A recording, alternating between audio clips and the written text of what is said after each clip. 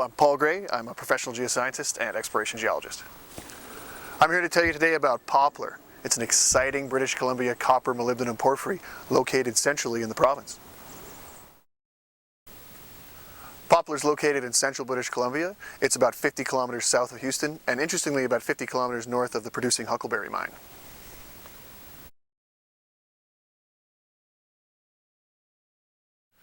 The Nechako Plateau is particularly blessed with a number of copper molybdenum porphyry deposits. Among them most interesting and among the most relevant is Huckleberry copper, located just down the road from the Poplar deposit. And Daco is a past producer, molybdenum. You've got Grand Isle and Bell, located not too far away. And all of these systems occur in the same age rocks and are hosted in the same age mineralization. Poplar itself is intimately related to the very close by Huckleberry deposit. The Huckleberry mine has been a producing mine in British Columbia for about 20 years. It came online in 1996 with a proposed 10-year mine life. We're now looking at 2021 that this thing's going to run through. Imperial Metals is the operator and has been with a consortium of a Japanese investor group. And this baby started out with looking at only 10 years. Now we're talking about 30 plus. So Huckleberry is a classic copper molybdenum porphyry deposit, just as the very closely located Poplar project I'm here to tell you about.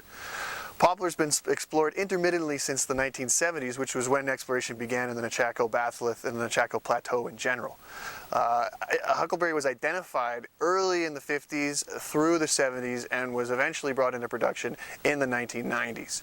Poplar has not had that much work done on it in past recent history. However, over the course of the last 10 years, we've been building up towards building a new resource, a new model, which we can start to define economics and indeed begin a mine plan.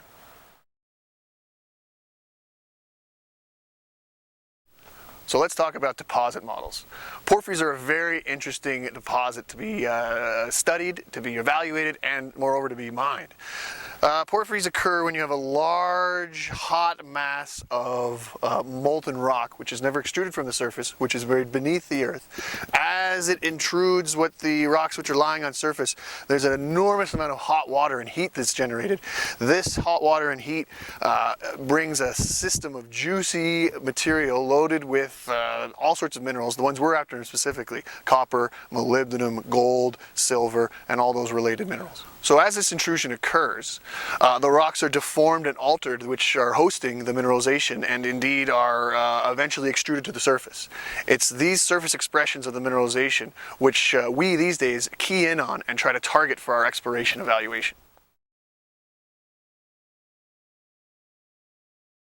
The Poplar discovery was made precisely this way, by identifying regionally anomalous geochemical signatures, following those up on surface with dedicated groundwork, and eventually drilling. It's through the process of this diamond drilling, which is the extraction of small cylinders and tubes of rock, which we bring to the surface, study and analyze, that we learn about a deposit, and we can actually pull together all this disparate information into something which is tangible, which we can actually look at the economics of extracting. There's two major aspects that are necessary in any copper molybdenum deposit. One, you need a porphyry, you need an intrusion, which we discussed earlier. And two, you need structure. The structure controls and acts as a conduit which allows these percolating solutions to find their way to the surface in this case, or at least to find their way to concentrate in economically viable quantities.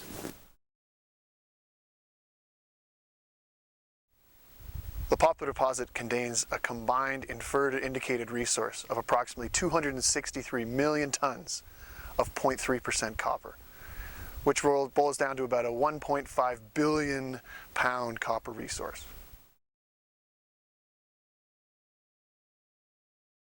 The Poplar deposit has excellent exploration potential, with a half a dozen strong anomalies identified through airborne magnetometer surveys, as well as a number of regional exploration targets identified by previous operators.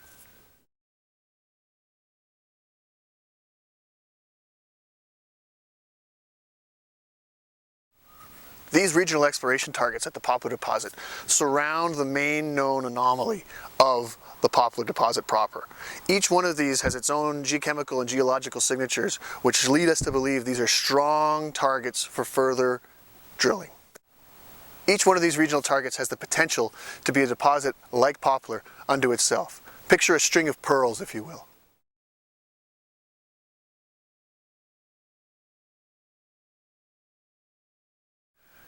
In closing, and what I'd like to leave you with is, this deposit, the Poplar deposit, is in copper country.